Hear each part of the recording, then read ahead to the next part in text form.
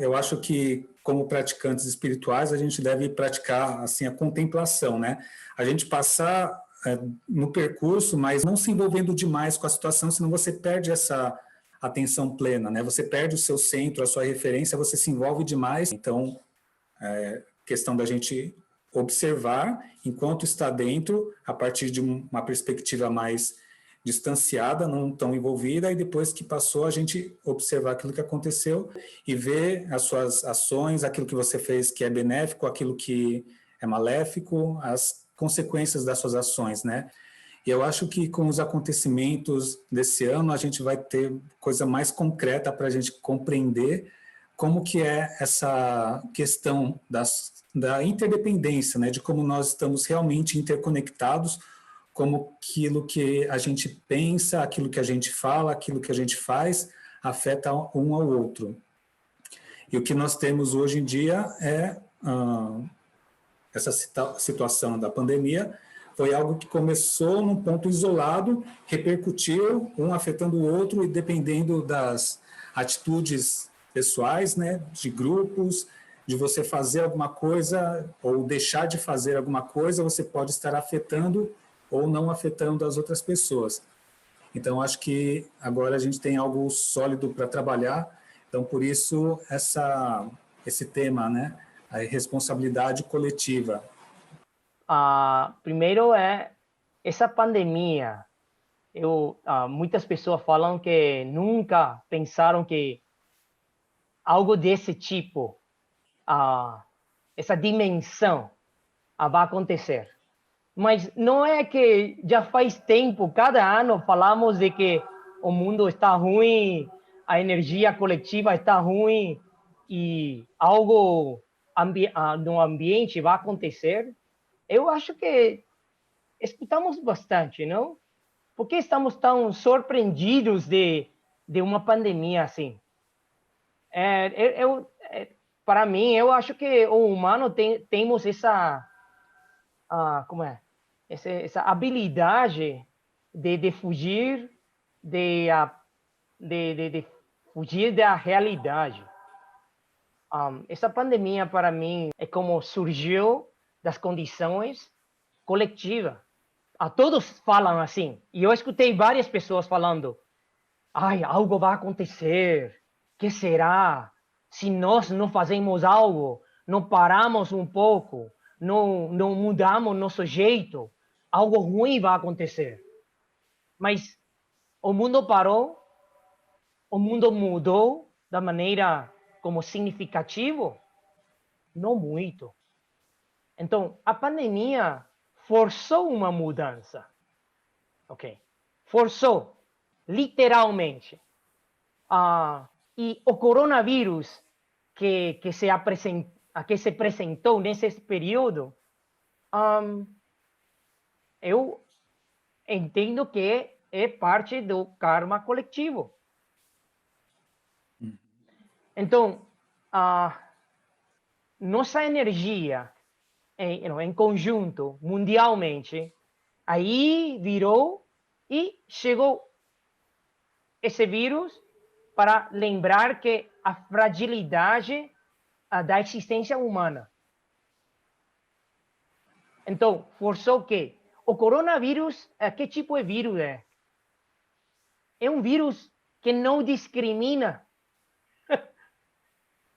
Não discrimina nem raça, etnia, idade, nada. E até é invisível. Os vírus anteriores que tivemos, como SARS, vocês sabem, 2008, SARS na Ásia. SARS somente se transmite quando tem febre. Alguém tem febre, aí pode transmitir. O coronavírus não precisa de febre. Se difunde invisivelmente, silenciosamente. E tampouco afeta a todos que recebem ou têm contato com esse vírus. E para mim é tão kármico. Não tem outra forma de entender isso. Uhum.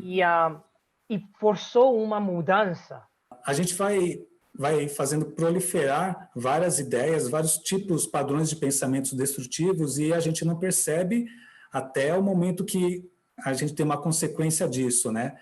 E aí, no momento que acontece alguma coisa dessa dimensão, parece que veio do nada, mas o tempo todo as pessoas vão investindo pouco a pouco, contribuindo para que isso chegue a um ponto que... Pá, e tudo isso tem a ver com karma, né, mestre? Sim. Totalmente. Esse é uma das coisas que eu notei é que nossa mente, ou a Matrix, está construindo dentro. E é todo egocêntrico. E até, eu diria, eu vou utilizar um adjetivo um pouco mais forte, até narcisista. Nós, quando a mente está em silêncio, notamos sutilmente esse narcisismo, esse egocentrismo que está tão enraizado em nosso subconsciente. Yeah. Então, se relacionamos isso, se isso está tão forte, como podemos pensar em nossa responsabilidade coletiva? Não? Então, Sim. como...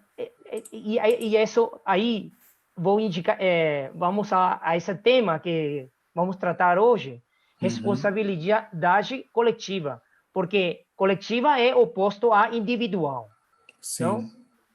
Então, como é possível ir de eu a nós, a todos? Qual é o mecanismo? Como se faz isso?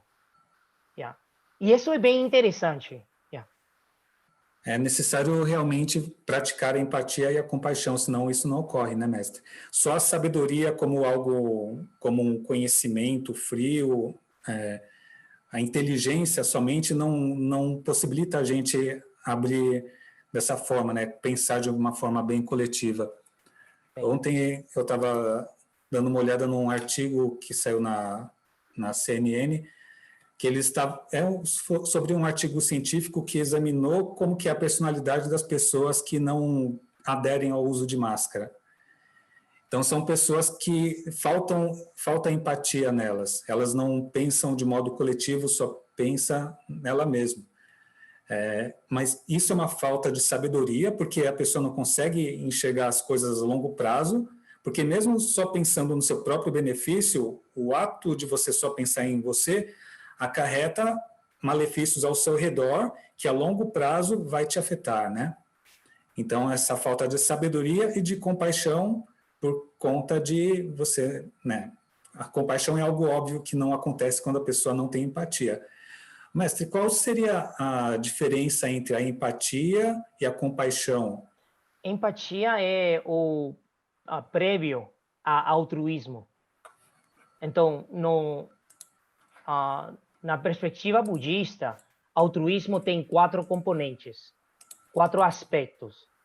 Altruísmo consiste de amor benevolente, compaixão, regozijo ou alegria altruísta e o último é equanimidade. Esses 4. E esses 4 compõem o que chamamos altruísmo. E empatia é o que é antes do altruísmo. É como a base para ter uma entrada. Então, isso relaciona diretamente com o Sutta do amor benevolente, Karanya Metta Sutta.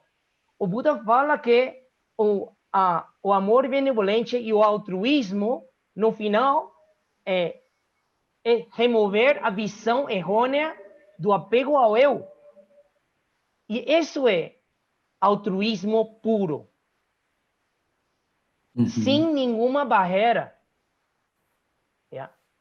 Então, sim, por favor, professor Marco. Então, será que tem a ver somente com a visão do não eu, de você não se considerar como algo fragmentado ou uma divisão dentro do todo, mas por você não ter essa barreira do eu, você se sente conectado. Então, você é mais sensível a sentir o que está acontecendo ao seu redor, sentir pelas outras pessoas, né?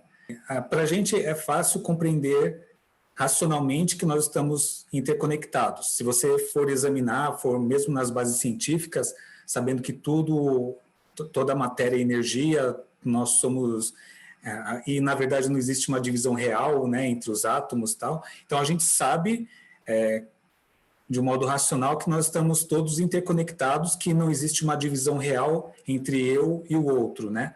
Mas eu acho que isso não é o suficiente para despertar, para a gente se mover para fazer algo pelo outro, né? É preciso essa sensibilidade que, materialmente, no estudo deles, eles visualizaram através da amígdala mais aumentada, né? E a amígdala, ela está lá ligada no sistema límbico, e aquilo que faz como a gente sentir de uma forma mais ampliada uma coisa que o psicopata provavelmente não tem nada, deve ter um bloqueio nessa região, né?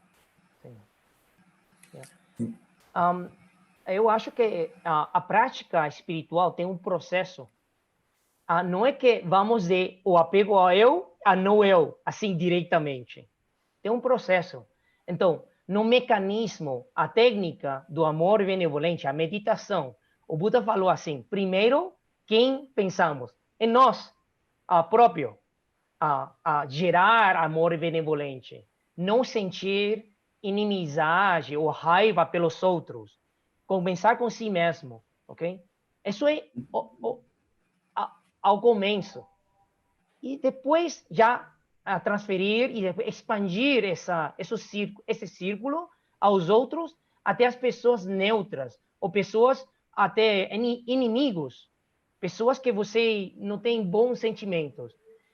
Então, isso é parte da prática. E de modo que vamos abrindo cada vez mais fácil, o que acontece? A linha do eu começa a ser menos tão evidente. Uhum. Sim. E isso é uma prática. E eu até vou falar que é uma reprogramação ou autolavagem do cérebro, ok? Ou da mente. Yeah. Então, uma das práticas que é bem interessante que podemos fazer na pandemia, sabe qual é?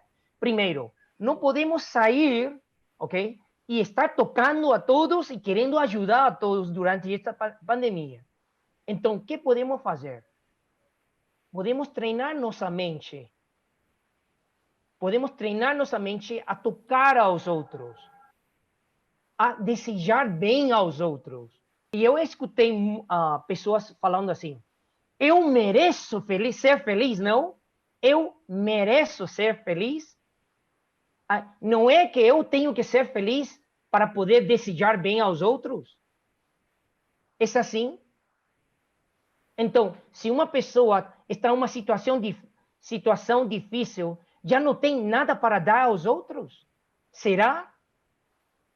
Isso não é o que eu entendo da meditação do amor benevolente.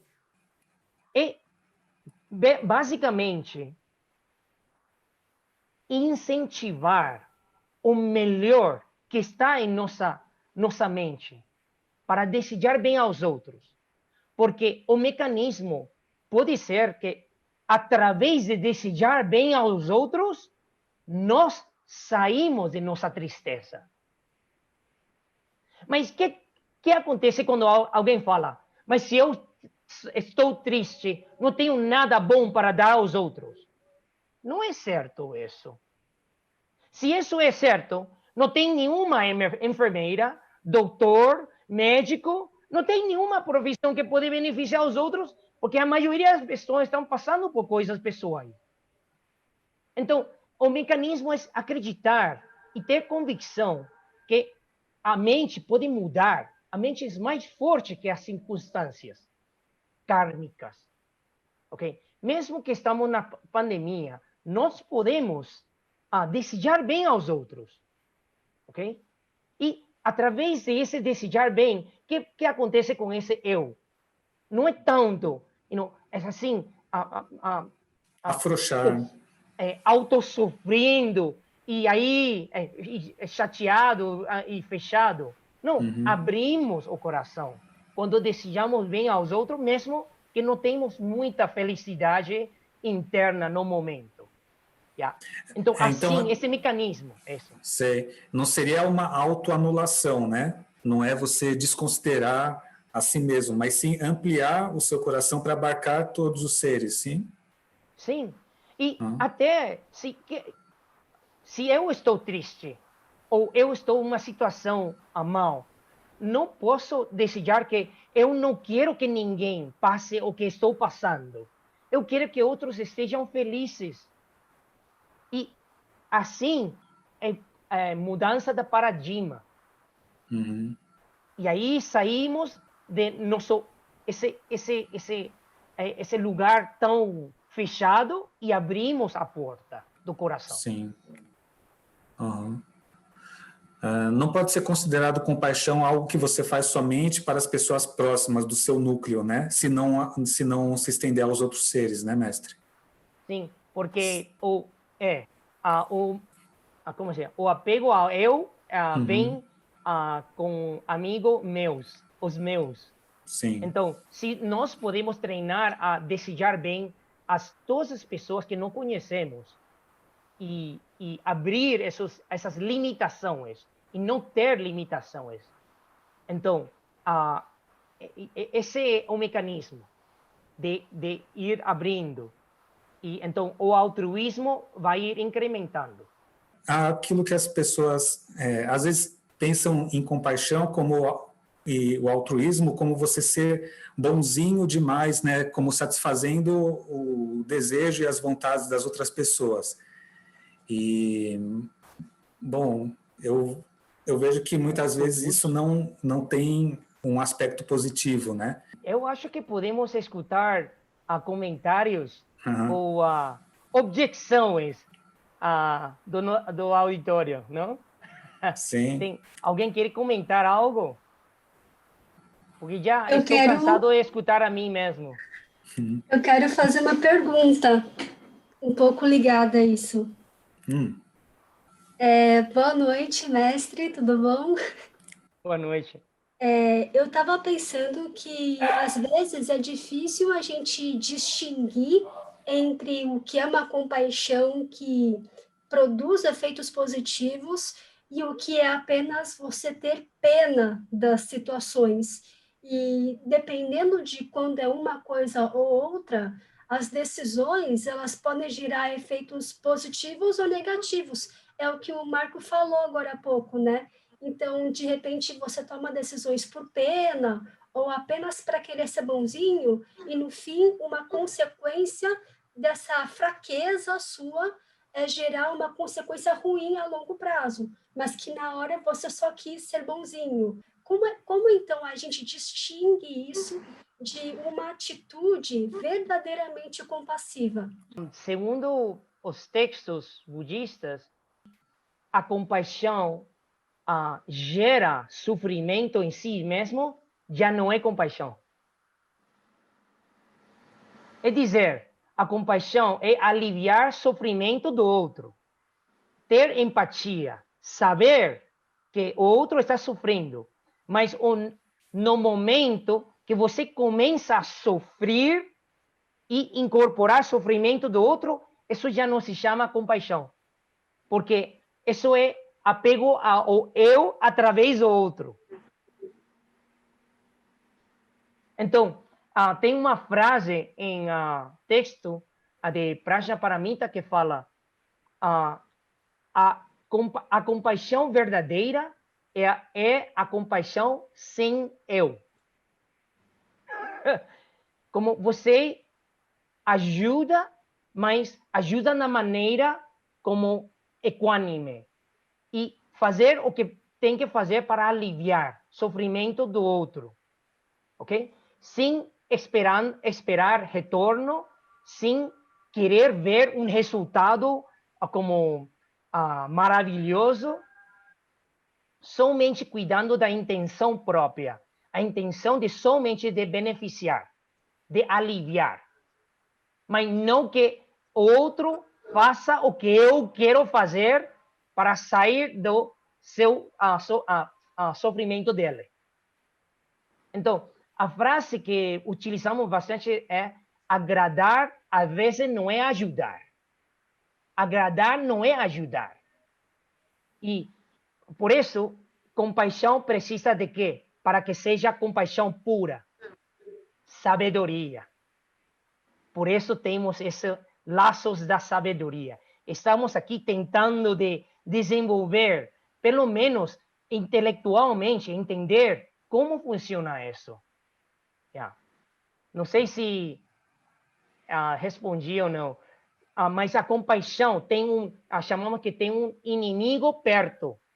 A compaixão tem um inimigo perto que é a tristeza. Para a gente conseguir distinguir a compaixão verdadeira de apenas querer ser bonzinho e querer agradar os outros, a gente tem que ter sabedoria para tomar as nossas decisões. Mas sabedoria é uma coisa que, assim, inteligência, a gente sabe como cultivar a inteligência, né? Vai para a escola, lê os livros, estuda, decora, informações técnicas, profissionais, a gente também faz o mesmo roteiro e se torna inteligente e um bom profissional. Mas Sim. Qual que é o caminho para você ter sabedoria, então? O Mahabharata Shastra tem 100 fascículos que falam sobre isso.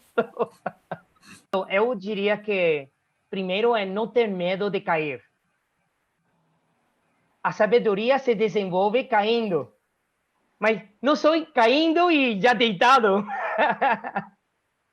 Cair e levantar. Se aprende como errando. E observando, né? Você observando os efeitos, as consequências de cada ato, de pensamentos, né? Você vê essa relação entre causa e efeito. Eu acho que daí vem essa sabedoria no seu aspecto mais profundo, né? De você compreender realmente as coisas e não somente ter uma ideia a respeito. Não é intelectual essa sabedoria. É mais de entender própria intenção. Uhum. E a mudança da intenção no processo. Porque mesmo que nós começamos com uma intenção pura de algo, mas a intenção muda a cada momento. Vou dar um exemplo. Você vê alguém e essa pessoa precisa alimento. E você dá um pão. E esse pão não é integral. E essa pessoa vê e diz, nossa, mas isso não é integral, não é saudável para mim. E aí já a intenção pura ao começo é para ajudar. Mas essa pessoa não retorna na maneira que queremos. Então, o que acontece com essa intenção? Nossa, que ingrata. Que desagradecido, ingrata, como pode ser? Não tem nada para comer e eu dou e essa pessoa já me está brigando. E então, por isso precisamos, mas para observar precisamos meditação, a força da concentração, porque o observador tem que ter clareza para poder observar claramente os pensamentos e as ações. E então, tanto como meditação, sentado, em pé, caminhando ou fazendo tai chi, a coisa de atenção plena são tão importantes, porque é a única forma que nós podemos, como se tem óculos, é limpar óculos para poder observar bem nossas ações. Yeah? E realmente é uma questão que não existe uma resposta pronta, né? A gente precisa observar, mas no ponto de vista budista, a sabedoria vai estar sempre relacionada com isso que o senhor falou, né? De observar, de você estar vivenciando e aprender a observar a vida, né? Eu acho que a filosofia oriental, de forma geral, tem bastante isso, de você aprender observando a natureza, observando a sua realidade, e não somente depender dos estudos formais, né? É importante também, mas você aprender a observar.